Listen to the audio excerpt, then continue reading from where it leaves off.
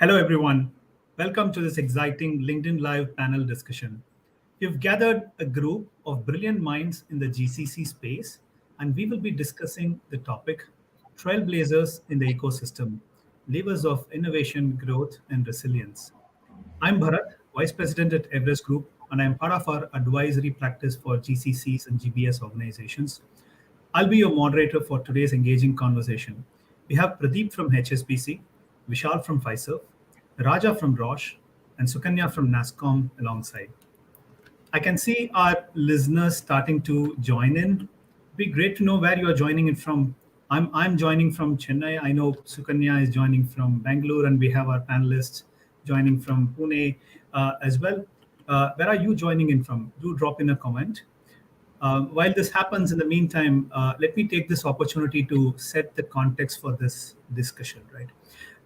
As most of you are aware, we recently completed the fourth edition of NASCOM GCC Awards. Everest Group has been the proud partners alongside NASCOM for the second time in a row. Today, we have winners from three categories, exchanging perspectives on topics ranging from innovation to talent management to GCC evolution. As we get started, I want to encourage all of you listening to this conversation to actively participate. Drop in your questions, thoughts, and insights into the comments box, and we'll do our best to address them during the conversation.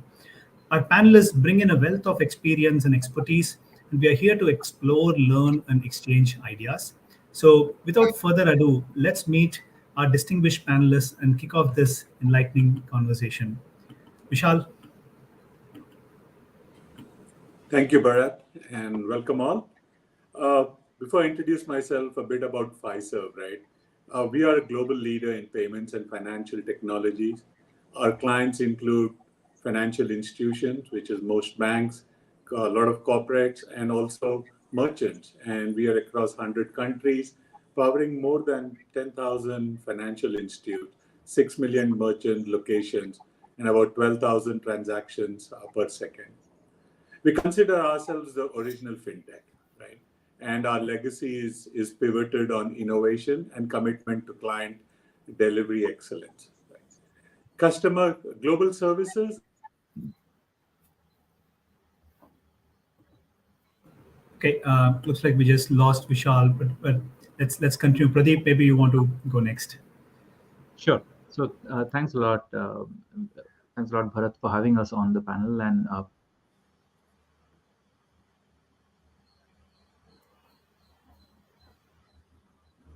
Raja? Yeah.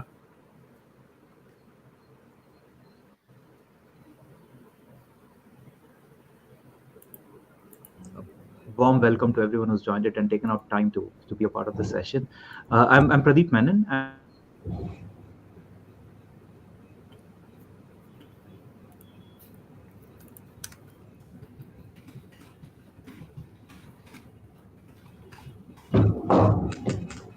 Hey, looks like there's a minor glitch. I'm pretty sure we all face that in our ongoing work. And in the meanwhile, Raja, maybe why don't you start with your introductions, and we'll soon have our other panelists as well joining in. Yeah, thank you, Bharat, for having us. We had two introductions cut midway through. I hope mine goes through, completely through and through. My name is Raja. I represent Roche. Roche is a 125-year-old healthcare biotech organization headquartered in Switzerland, Basel, with operations pretty much in every country in the world. It has two major units, pharma and diagnostics, and we belong to a unit specifically focused on digital areas, which is currently embedded in the diagnostics unit. It's called as Roche Information Solutions India Private Limited. True to the award that we won, Rising Star, we are relatively new in our journey, incorporated less than 2 years back. And ever since, we've been growing from strength to strength. We're about 350, close to 350 headcount recently. And we are an innovation engine in the digital space for Roche. We play a key role in building products, developing solutions, which are powerful in helping Roche stay ahead of the curve. And critically, we are a GCC that's innovation focused, and that's pretty much in our DNA. Stems from the most basic things like the kind of patents that we file, the kind of cutting edge products we do, on to fundamental decisions we make on a day to day basis. And the upcoming site we are building also meant to foster innovation across the board, actually. So that's a brief introduction. I'm a technology professional myself with close to 25 years of experience, have been in GCC's place for close to 15 years, worked with three different NASCOM presidents, now with the third one. So wonderful time and looking forward to this discussion. Thank you. Thanks, Raja. Vishal.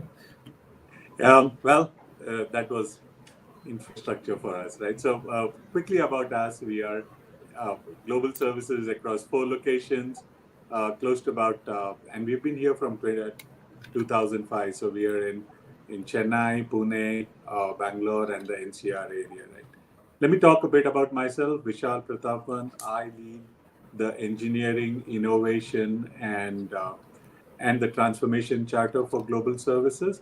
And I work across all business units across Pfizer, giving them different capabilities which didn't exist before, and also helping them build the innovation mindset across locations.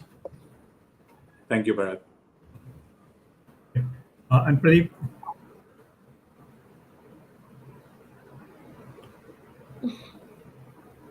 Okay.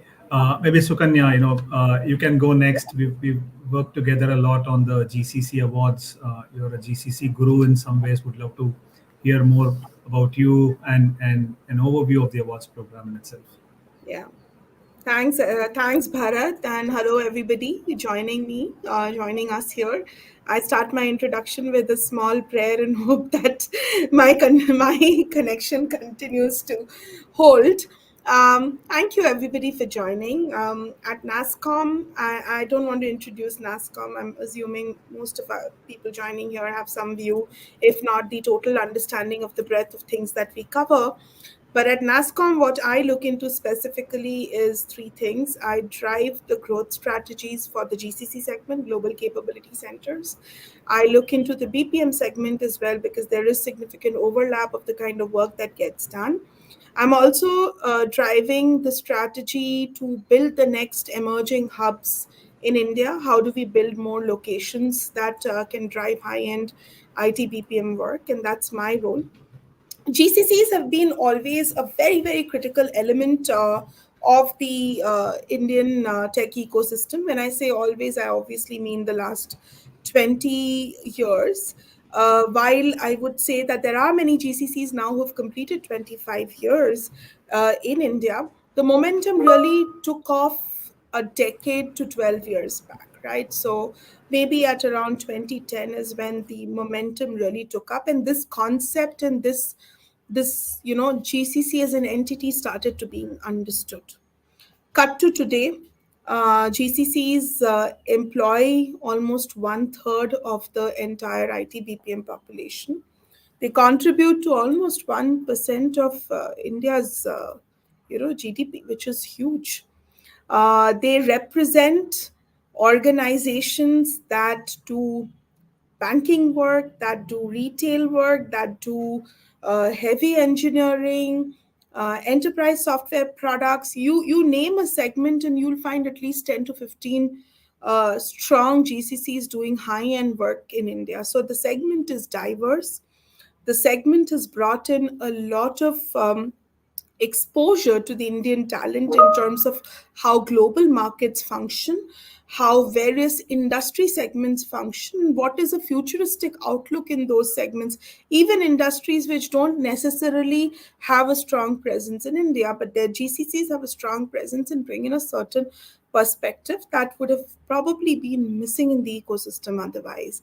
And so GCCs represent the great work that the industry has been doing in more than one ways, be it the technology excellence, be it high-end processes. Today, there are organizations that manage their treasury, that manage their risk portfolio, that manage their entire analytics COEs from India. and be it also in terms of bringing perspectives of global processes, global compliance, global standards and working, all of that.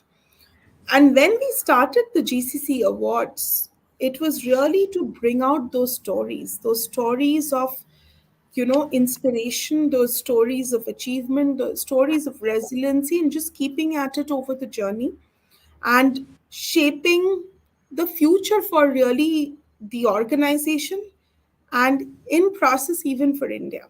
So this year, when we launched the GCC Awards, we focused on 5 areas of importance. Innovation with impact, and when we said impact, we meant really tangible impact, and not doing something in the long run and really not knowing where it's going to move the needle, but innovation that is really whose impact can be quantified. Excellence in shaping future value proposition. So what are those 5 things that your CEO has called out as critical areas for the growth in the next 5 to 10 years?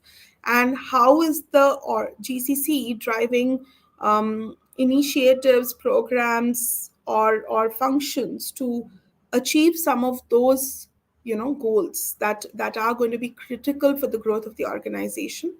Stellar distributed and operating model, of course, because we've just now settled into the new normal, and now NASCOM has said that this is a year of no normal, which means that things will keep evolving. But what are those models that have come? What are those new capability areas that organizations are really investing in? And COVID became a very great accelerator, because a lot of things that were assumed cannot be done remote had to be done remote under COVID, be it maybe in the same home location or the same geography, but still remote. And of course, very, very importantly, Rising Star and the people who took very, very risky bets during COVID, set up their operations, and have now suddenly been able to create very strong value proposition, even with this hybrid world and this remote world. And we celebrate, um, these case studies, and we celebrate these organizations. And when we looked at all the entries that we got, which were for more than 150 organizations, we realized that the case studies and the impacts and the stories are diverse and deep, which means that we saw pick up any area and we saw excellent case studies and such inspirational stories about how challenges have been identified, navigated, and solved. And here we are today to talk about some of those really strong organizations and case studies, and what we heard and saw during our evaluation, and now we wanted to share it with the rest of the industry. So happy to be here and discuss. Great.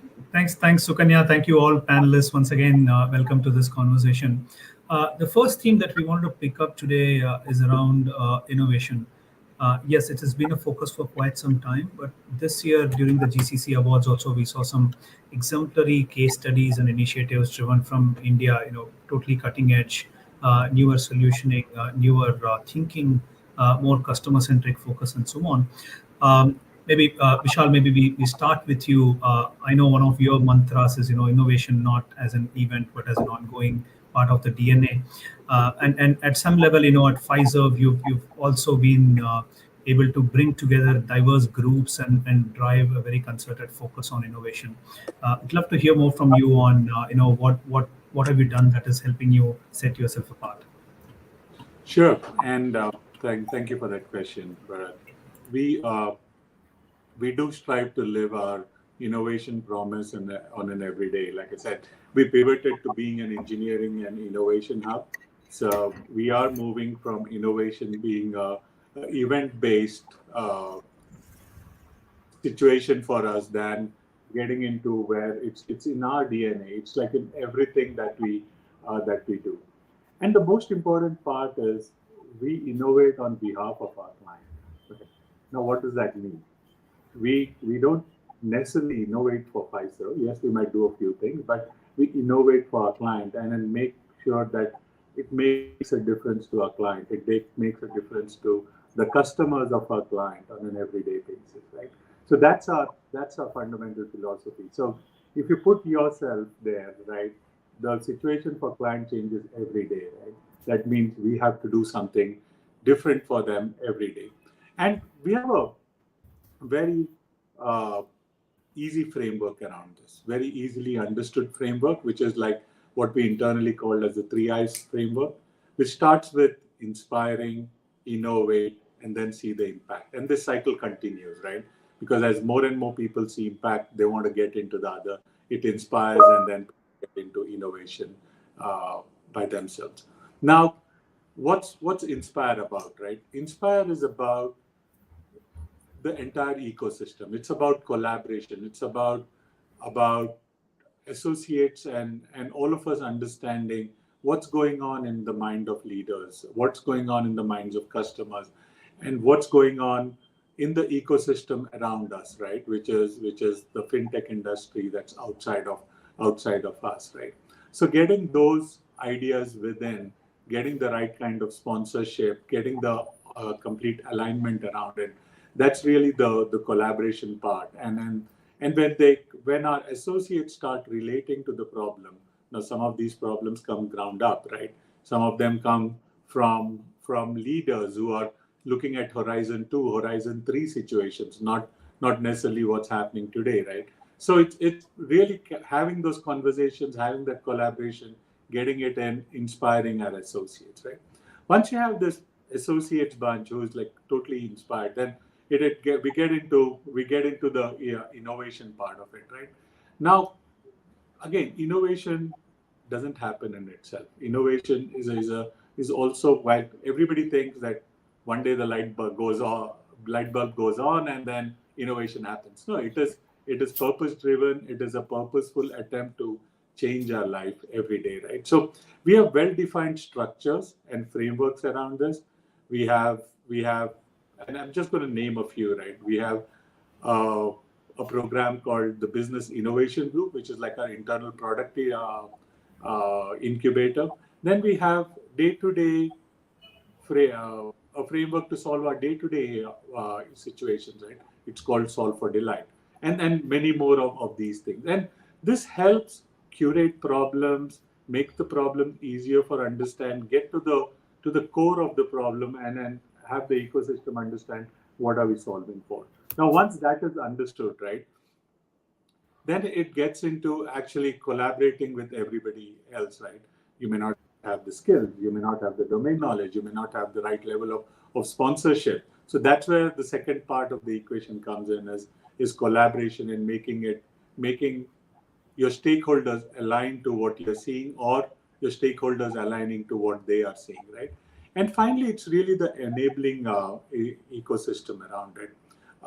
So you have the framework, you have the collaboration and the skills, but you still need to have the enabling ecosystem. And this is where training comes in. This is where providing platforms for them to go and experiment in the form of sandboxes and such comes into play. And also recognizing the innovation, right? And then for that we have a platform called the Leader Hub, where folks get recognized because of the great stuff they're doing. Now, like I said, ideas could come anywhere, right? These ideas need to be tracked, they need to be qualified. So there is an internal platform called Idea Hub, which helps us prioritize on the ideas, curate the ideas, see where it is in the life stage, and then get the proper alignment. And finally, when all this is said and done, right, it's great to recognize the associates who are doing this kind of work. So that's where we have innovation showcase days, we have success stories and such. So what I'm driving at is really it's a 360-degree concept effort. It has everybody involved, and it's also an enabling ecosystem around it. Got it. Very inspiring indeed. The 3 I's: inspire, innovate, and impact. I think a lot of us can inculcate part of that in our journeys as well. Often there is a question that comes up, and Raja, I'm going to request you to share your views. Right? How forward-looking should innovations be? Is especially in the business that you are in, right? Ultimate goal is to get drugs, for example, faster to patients, but there could be more to it as well. So how do you balance focus on futuristic versus quick wins, and how do you go about your innovation priorities? Yeah, thank you for asking the question, Bharat, and Vishal. Thanks for setting the context and the elaborate structure that you mentioned. Very, very inspiring. To your specific question, Bharat, we are a healthcare organization, and anything when you talk healthcare and all that, we're talking about innovation that happens not at all in months and years, and sometimes we're talking about decades. I mean, it takes a lot of time to get any reasonable, high quality healthcare innovation out to the market. So we're talking about thinking in a really long term. That's good and that's nice, but we soon started recognizing as we set up the GCC here that while you look at the long term, the short term and the mid term is not something that is to be forgotten as far as innovation is concerned. Else, you have the key stakeholders. I'm talking about not just the internal stakeholders, but also the external. Pretty soon, missing the focus on what is going on actually. It's a little bit similar to what we teach our kids in school.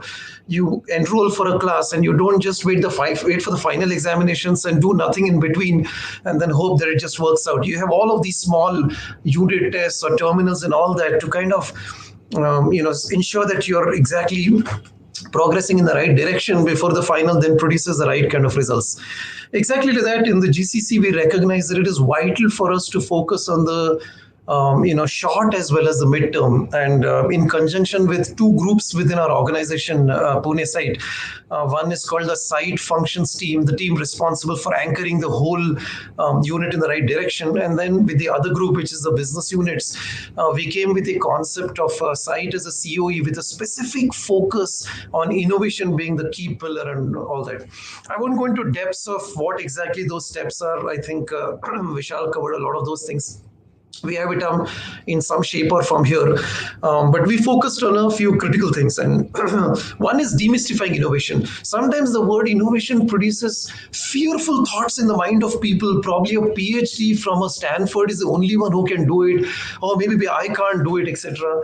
We made it a little bit easy for people to recognize that anyone can innovate. You can be an admin individual or a procurement person or recruitment person, on anybody can innovate. It's just a thought process of recognizing that you need to be a little bit different, you need to look at the end goal, and you need to do things in a different way. So this thing is something we embedded deep in our organization, and we soon started finding results from a routine way of doing things that we were in 2021. Just a year later, and now in the second year, we're talking about filing our sixth patent. Normally, it takes tons of years to file. We're talking about the fifth, sixth. I wrote a message just 2 days back from the site in a very, very short duration.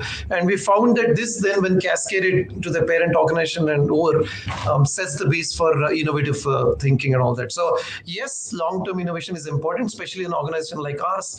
But I would very strongly focus on the short and the midterm focus as critical aspects to achieve that long-term focus. And the course correction that happens when you look at the short-term, midterm, sets the organization for success in the long term. So those are some of my takes on that particular topic. Got it. Thanks, Raja. It's a balanced view for both futuristic and near term as well. Pradeep, I know HSBC has been a leader, pioneer in driving a lot of these initiatives as well. Love to hear from you, especially if you can talk a bit more about how you are helping get closer to the customers. Because one aspect that both Vishal and Raja touched upon is how innovation works best when you're getting closer to customers, getting that business context. You can talk about how you're enabling the GCC to drive that. That would be great to learn. No, thanks a lot for that, Bharat. First of all, I just need to apologize. I probably had a bit of a choppy connection on my office network, but I think I've sorted it out now. Yeah, so apologies for that. I'm very impressed with what Vishal spoke about, the 3I framework. Raja's fact that it's already for a young organization, the sixth patent. Raja, kudos to your team for having made that happen. Right? I mean, those things are just fantastic. But in general, as a GCC who's been around for a while, one of the things that we have also come to the same conclusion is you can innovate, but to innovate you require context. And that context is something that every engineer in the organization or every technologist who works in that space, or even it can be a process expert, doesn't necessarily have to be a technologist, they need to imbibe. And somewhere along the line, as the GCCs have evolved, that context setting is something that might be some organizations have not done as good a job as we could. I think we've had our own learning curves. I do admit that compared to some years ago, the context that the average engineer had in the organization around certain things as to why they're doing that, how does it affect the end customer, how does it affect the organization's ability to serve its customers, those were things that we weren't talking about as much. The first way to fix that problem has of course been to accept the problem. So I think quite some years ago, I think probably 5 or 6 years ago, we came up to the conclusion that we need to probably do more. We've got great engineering culture, but to innovate, you really need to solve customers. So I think there were a lot of focused attempts that made to happen. I think there was a framework that we came up with, which was called the Open Catalyst Invest and Accelerate sort of a framework, where initially it was all about leveraging external propositions and capabilities in driving that change within the bank. So what does it mean? How much more can we do with the existing people and so on? So that was one tenet that we went behind. There was also this thing about if you're going to do certain things in the digital space, do it at scale, right? Because when you take a small idea and then you build it, it's great. You learn a few things. But if you're going to take that small idea and try to take it and try to deliver it at scale across markets or across disparate customer bases, then the organization learns that much more from it, correct? Which also allows you to build context. There is no substitute to human interaction, and the fact that we can have our people reach out to the customers, spend time with them, be part of the business side of the business teams, as we call them in the banking world. So those are all some of the things that we tried. They seem to have worked well. Try to accelerate. I think just to call out some very specific areas, we've had emerging trends, right? I think, of course, there is always what we do in the green tech, in the CBDC kind of a world, but there is even more that we've had with probably 120 engineers who have worked on a certain distributed ledger technology and delivered a tokenized system in that space. And I think that's something that took the world by storm. We were among the first in certain markets that we released it. I think that was interesting. We've had a few different onboarding platforms that have come in, our ability to do fraud detection, incorporate AI into it. But what is more important, these projects are always going to be delivered. But the fact that our engineers can learn that, and one of the things that we've also focused on is that the learning that's come in is not lost, right? So the next generation of engineers, when they come in, the previous engineers who have learned lessons on it, they actually make it a point to impart some of it, right? So those are some of the things that seem to be working for us, Bharat. But yeah, that's probably my take on it. All right. Oh, great, thanks. And I know Sukanya NASCOM has also been playing a big role in enabling the innovation ecosystem. And I'm pretty sure you have seen many other leading GCCs drive this. Anything that you would want to share for our listeners? No, I think most of the points have been covered. I'm not going to focus on too many things that have been spoken about. I think two things that I think has shifted for a lot of organizations in the last 2-3 years is how you're building the risk appetite within your leadership, right? I mean, the encouragement that organizations now give to leaders to take risk, to fail fast, to celebrate failures, and to talk about the lessons learned, I think has been a great learning. Traditionally, GCCs, have been risk averse, pick up something, focus on it, do it, not necessarily very experimental. But that has shifted significantly, I would say, in the last 5 to 7 years, and that has accelerated the journey for many of them.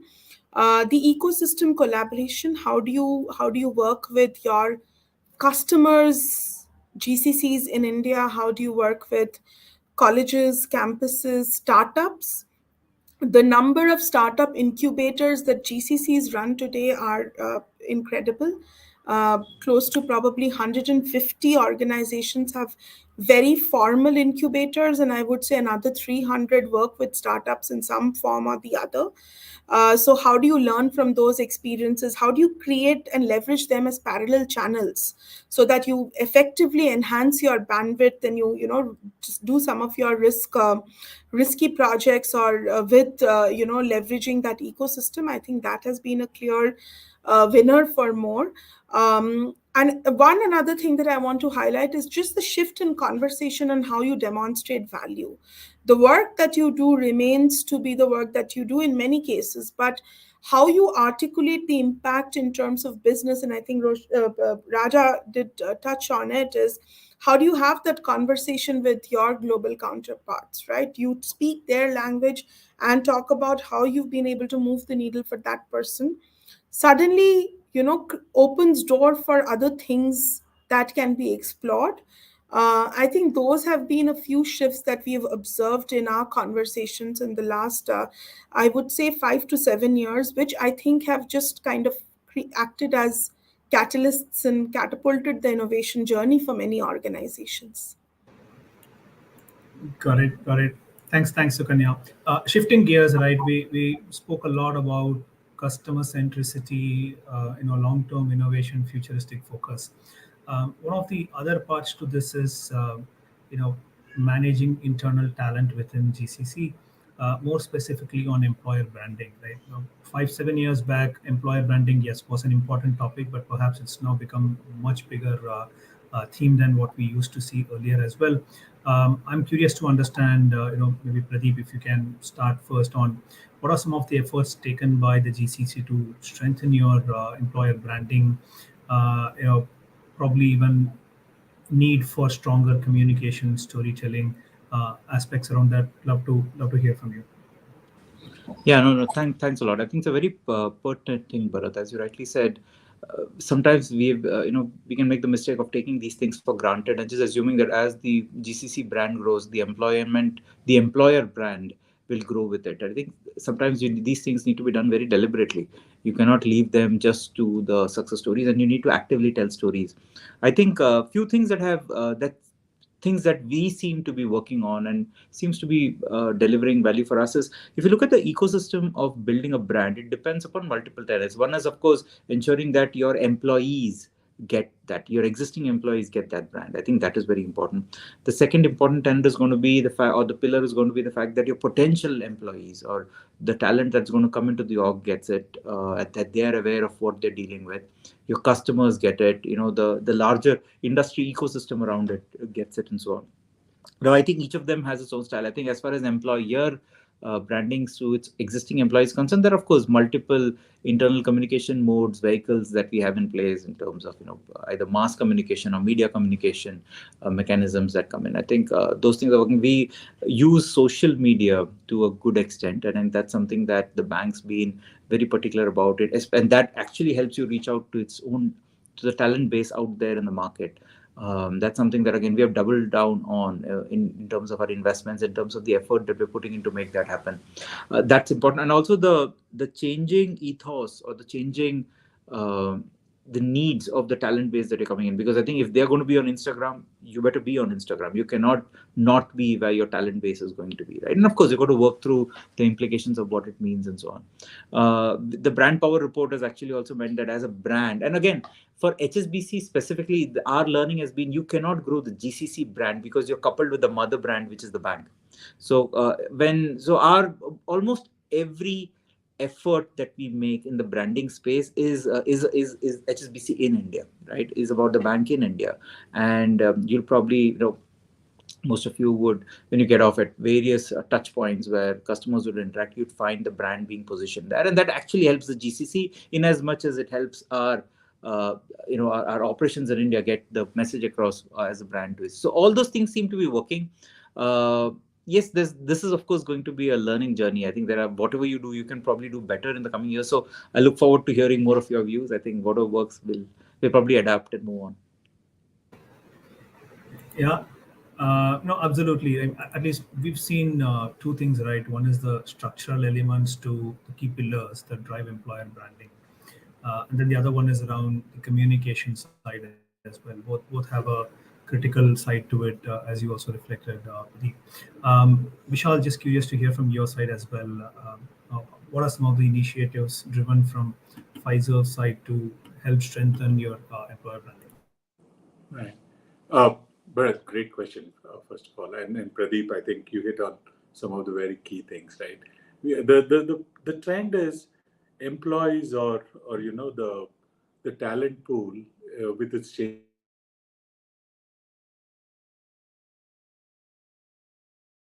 Oops, so slight glitch. Raja, any thoughts from your end? Yeah, no, thank you. So for years, I come from consulting profession, so customer was front and center of attention. Even before you eat food, you talk about customers is all that I was taught. So that's all I focused on. And then some years ago, I read a nice book called Employees First, Customers Second. And the title was catchy. The HCL CEO wrote that book, and I read it just for the heck of it. I said, okay, what's this gentleman talking? How can it ever be possible? And ever since that time, I have been extremely influenced and impressed by that book, because if you want to create lasting value proposition and true innovation, which was the theme one that you spoke of a little while ago, that's not going to happen if employees of your organization are not front and center of your attention. Otherwise, you will just have an organization which then keeps focusing on the customer with a revolving door business of employees constantly changing back and forth. We picked up on this theme in our relatively short journey, and then had some few focused exercises on what we stand for. Contrary to my peers here, Roche as a brand is relatively lesser known in India compared to some of the European and US markets and all that. So we picked on a few themes, looked at what might chime in with some of the employees and some of the things.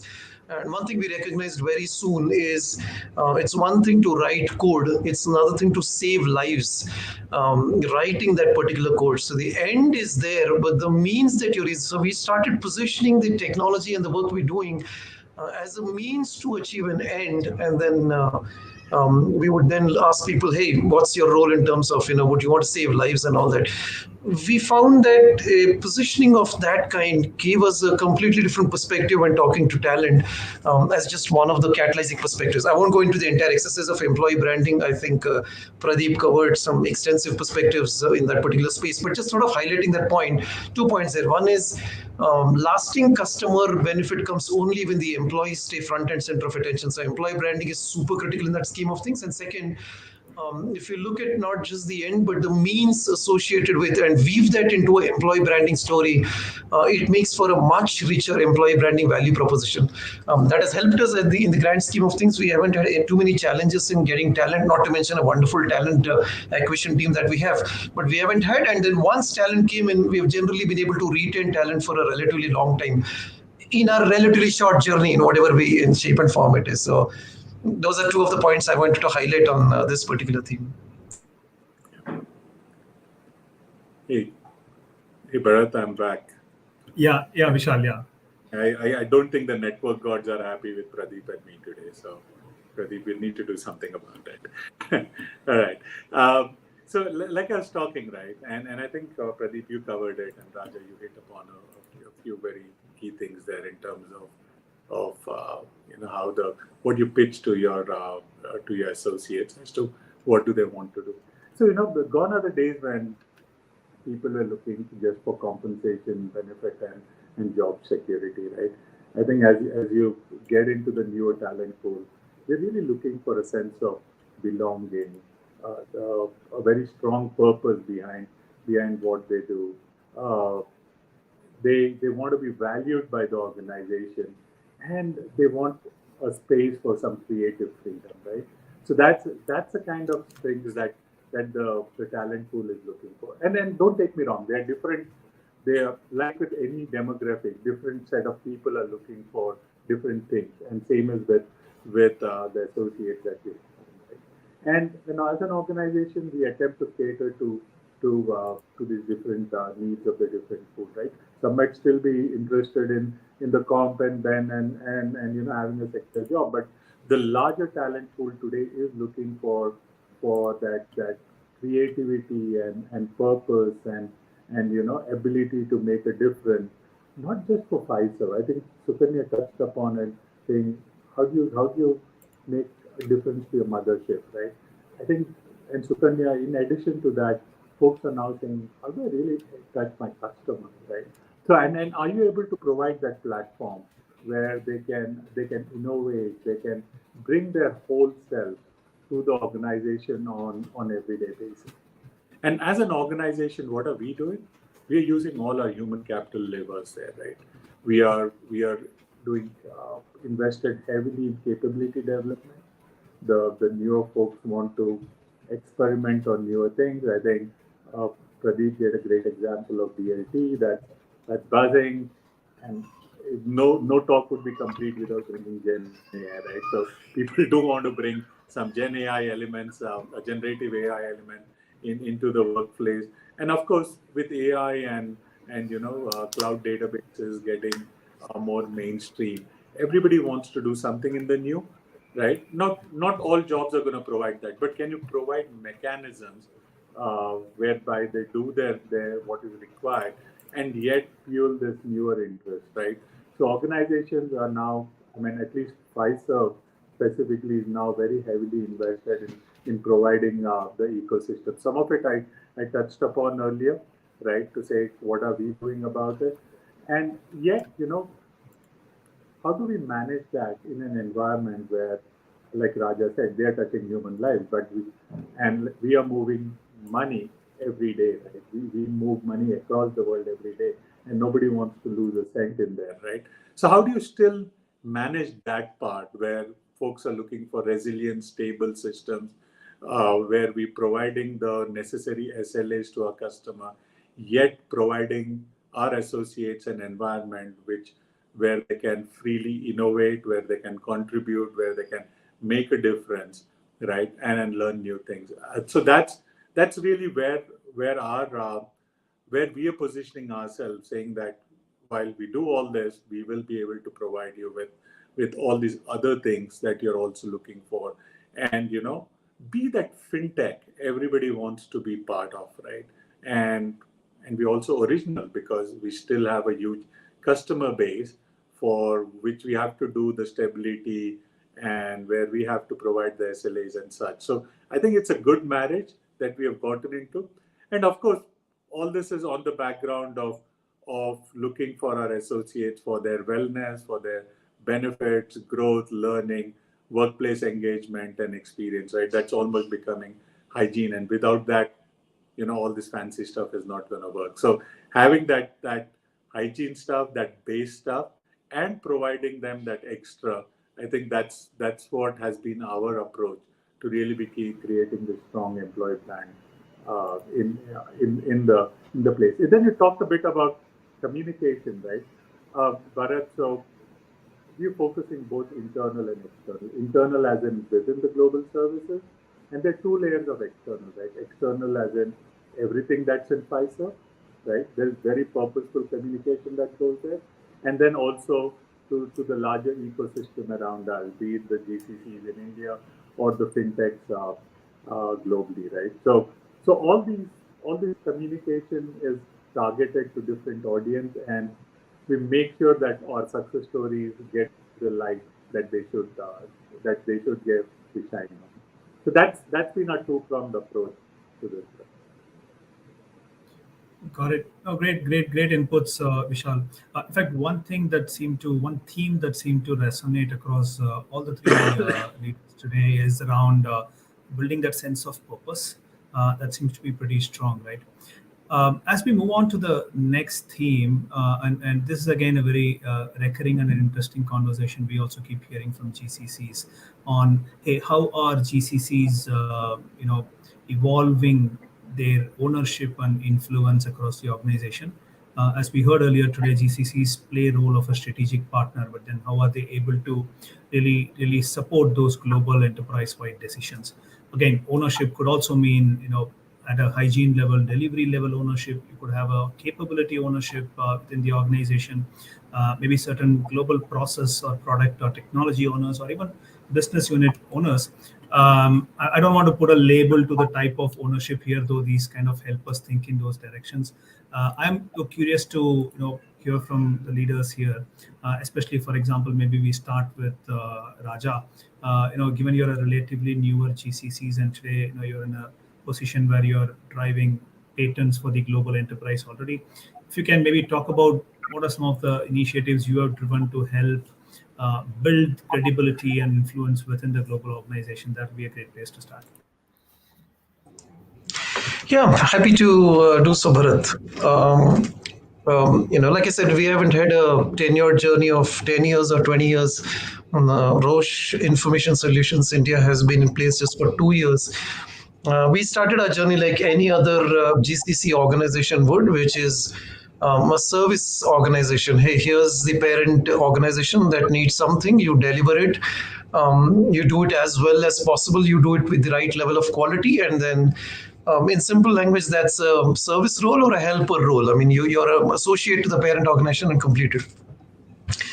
Early on in the journey, we recognize that this is fine, but like Vishal said correctly in the prior question, this is more the hygiene part of it. This is a bare minimum, is the right to operate, kind of thing.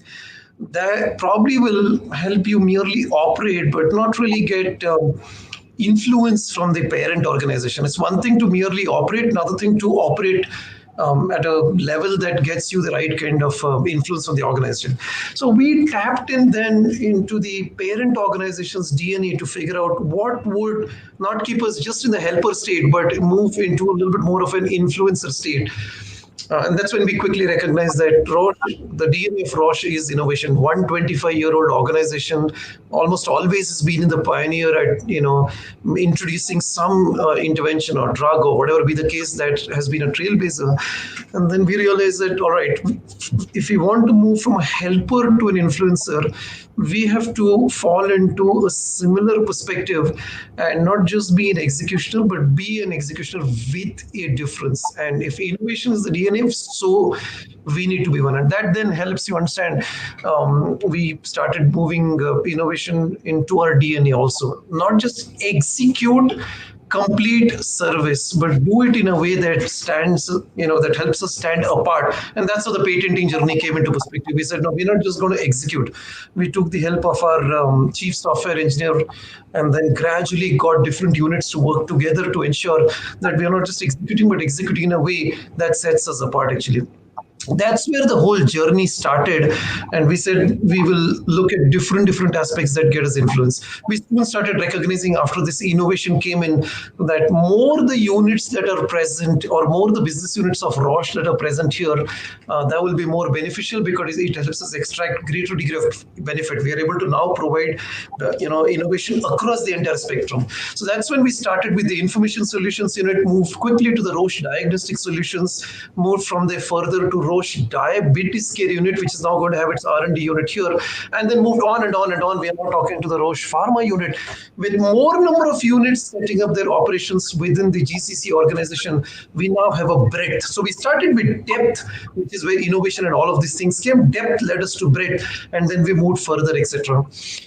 In 2 years, we found that this combination of depth, breadth helped us get a significant degree of buy-in from the parent organization, significant degree of executive support from the parent organization, which has set us on a right course. Without delving too deep into all the other things, the investments the parent organization is making here have been significant in a short duration.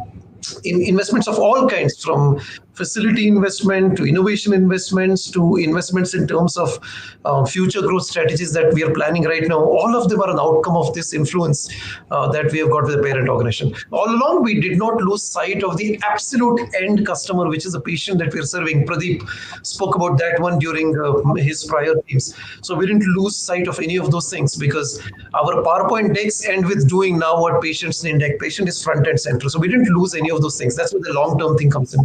So those three perspectives, I think, set us an appropriate course to have the right influence with the parent, move from a helper to a critical cog, to integral part of the parent organization itself, and helped us get the executive support that positioned the GCC for long-term success. Correct. And Vishal, I know, as you said, true fintech firm, and you've been driving quite a few initiatives and perhaps even driving certain solutions. How has this whole journey of becoming that strategic entity through global evolved over time? Right. So Bharat, for us, things changed a whole lot when we started walking in the shoes of customer, right? Once you understand what the customer is going through, right? you understand what its user preferences are, what are the market dynamics, what are the daily living challenges, what are the goals and business objectives they want to meet, right? It makes sense for anybody across the world to be invested in solving for them, right? So our pivot came in when we encouraged our associate on an everyday basis to walk into the shoes of customer. Once you walk the shoes of customer every day, you know what is going on there, right? And that is exactly what's happening in the parent too. It's not like any different. So the moment you do that, these lines become very blur as to where is the business and where is the GCC sitting, right? And that makes us an indispensable contributor and an influencer, right? The moment you start saying this is for the client, this is for the customer of the client, right? And of course, it doesn't happen by itself. We need to have we need to put some structures within, right? We need to have the right kind of talent set within. We need people to engage in our customer discussions. We need them to understand the marketplace. So we have a market research team which works and helps all our associates understand which way the market is heading, what are the white spaces that they're entering, what is our customers looking for, right? As well as bring in that freedom, or help associate be confident that they can challenge the status quo. I think to the point which Sukanya made earlier, right? Are you helping them fail fast? Are there repercussions of failing, or are you celebrating some of these failures and helping them move forward, right? Yet meeting all the things that your customer needs. So I think not I think, but we've been able to demonstrate this, right? I'm not going to go into the examples which we already have told NASCOM, because people would have read that. But let me take three new examples, right? One of our biggest platform, or bigger platform, not the biggest, but is bigger platform, is something called as Clover, which is a merchant-facing POS kind of system. We call it an entire ecosystem because it goes beyond that. And within that, there's one vertical for restaurants, right? Now, there was the kitchen display system which was envisaged here, right? Which connects the front end order taking to your kitchen, right? Earlier, you'd see people taking these notes on paper, then going to kitchen, handing it over. But here now the kitchen sees it directly. Some of you would have seen this in McDonald's, not that we did it, but some of you would have seen it there, right? So putting this on the POS itself, not for it to be an external system, right, is and in giving that integrated environment was something that was conceptualized here. It was built through, and it's now in production, right? So this is an entire life cycle that comes in. Another example on similar lines, which has been now put into one of our products, was around personal finance management. The brilliant part here is it came out of an hackathon, right? And I think there was a question to say, does it have to be big bang innovation, or can it be incremental? The hackathon addressed really a small part, right? But and so it doesn't have to always be big bang, but it led to big bang, right? Because it then got curated, then the business got involved, so the collaboration across started, right? So the idea came from hackathon, the collaboration started, everybody got involved, then we did an MVP very quickly. It went into the product roadmap, and now it's in general availability for our customers to be using, right? And is actually a revenue generating feature within a very large application. So that has happened. So you're connecting your small incremental one to actually making it a big bang feature, revenue generating, customer centric innovation solution. And finally, there is now entire products like the check free next, right, which is a bill payment system.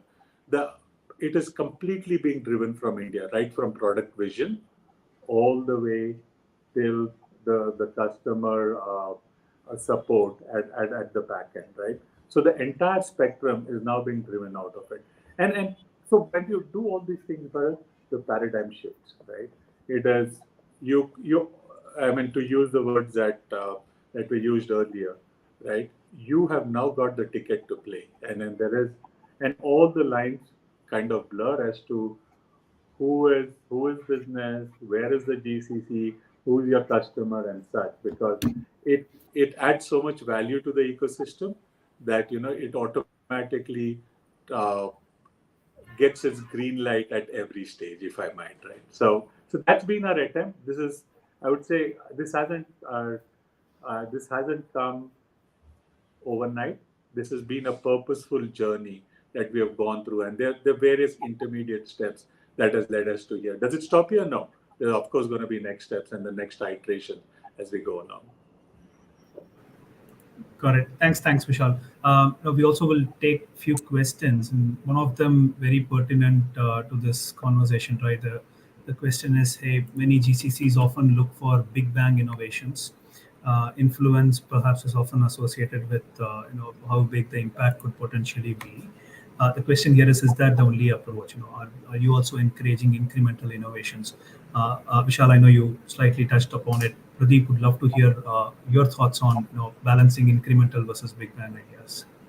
No, I think I'd probably just build out on what Vishal just said. I think so. The answer lies in between. I think it's not a world where we choose one or the other. It's a world where we choose both. I think we should attempt both. And I'm speaking probably, I'm out on a limb here. Raja, correct me if I'm wrong, but in drug research, both would be relevant. I'm sure Raja makes investments as an organization in solving those big ticket medicine and innovations, and it's a multi-year process, but there's also incremental drug efficiency improvements that probably he and his team work on. It's the same when it comes to banking. I think we will always and for that matter in any GCC in general, I don't think only focusing on incremental will help or the other. If you focus on only incremental innovations, then the challenge that we will face is that we might not have the impetus and it might not get the visibility or draw in that energy levels from the organization. If we only prioritize big bang innovations, as you rightly asked, that doesn't work either, because invariably it is your 10th idea which is going to succeed, right? So the first 9 will not work. So if you're only going to celebrate the 10th, the first 9 have also got to be celebrated, which will not happen if you look at only big bang innovations and celebrate that. So in the answer in short is that GCC should focus on both, and they do. I think we are a fairly mature ecosystem in the country today and in the world at large, right? So at least that's the observation that I have seen working across a few different GCCs. And Sukanya, I would love to hear your thoughts again as someone who's been observing quite a few GCCs. What's your take on incremental versus big bang? No, I think everybody's mentioned it. Both are critical. You can't have just only innovation teams within your organization. Your every team member has to think about what is their day-to-day work and how can they do it better, or how can they do it smarter or faster. And so that ownership, I think, lies with everybody within the organization, who has to think about a better way of doing what they're doing, or whatever is the end goal of they need to achieve, and what's a smarter way to do it. So I think that's something that every organization encourages. Hackathons often are a good way to solve some of these challenges that people face on a daily basis, but they don't necessarily have the bandwidth to kind of work on them. And important long-term big bangs are always critical, because that's how you shape your value proposition for the long run, right? We have to understand that some of the small things are really important, but they will not always get the same visibility as some of these big bangs would. And that's important for you to create the charter for the long run. And without the day-to-day incremental, your work is going to be boring, and you're not going to be bringing that value proposition. And yeah, so I think, Raja, do you have some comment on this? Yeah, I mean, somebody asked, how do you become a big shooter? And the guy said, a big shooter is nothing but a small shooter who shoots consistently.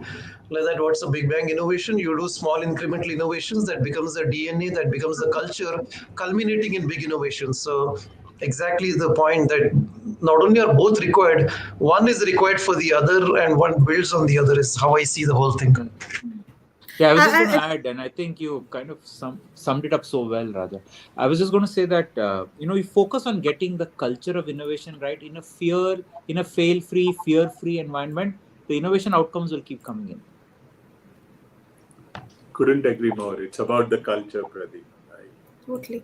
And I just want to, to the earlier question of ownership, I just wanted to add, like, from my experience, GCCs who have been proactive in showing the potential of what can be done have been faster in kind of going through the maturity curve, right? Uh, People have moved into the pull mechanism. So they come up with ideas, they come up with possibilities, they highlight problems that they face on a daily basis while running the process and how they can solve it. And that helps in the ownership journey. If the idea incubates with you, the ownership very high chances are that will lie with you. So think about be in that problem solving mode and showcase the possibilities. It's going to get you through that curve much faster. Great inputs from the panelists. Few things that stood out for me, right? One, fail fast, create that environment that you're going to help deliver more. Secondly, the sense of purpose, both from supporting the customers and also inculcating that within the talent internally. And lastly, excellence being a habit, not as a one-time effort. Some really great inputs from the panel discussion today. I know there were a few more questions, we couldn't take it, but happy to get to them offline. Thank you so much, all the panelists, for joining this discussion and sharing your inputs. Thank you to all the listeners for actively participating in this conversation. We look forward to more such interactions in the future. Stay tuned. Thank you Thank so you. much. Thank you. Thank you.